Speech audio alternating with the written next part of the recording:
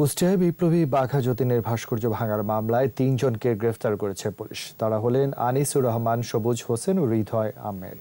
রাতে বিভিন্ন স্থান থেকে তাদের গ্রেফতার করা হয়। পুলিশ জানায়, গোপন তথ্যের ভিত্তিতে মূল পরিকল্পনাকারী আনিসুলকে গ্রেফতার করা হয়। পরে তার দেয়া তথ্যে আরও 2 জনকে আটক করা হয়।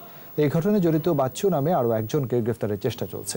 কলেজ পরিচালনা পর্ষদ ও অধ্যক্ষের সাথে ব্যক্তিগত দ্বন্দ্বের জের ধরেই ভাস্কর্য ভাঙচুরের ঘটনা ঘটেছে বলে প্রাথমিকভাবে নিশ্চিত হয়েছে পুলিশ।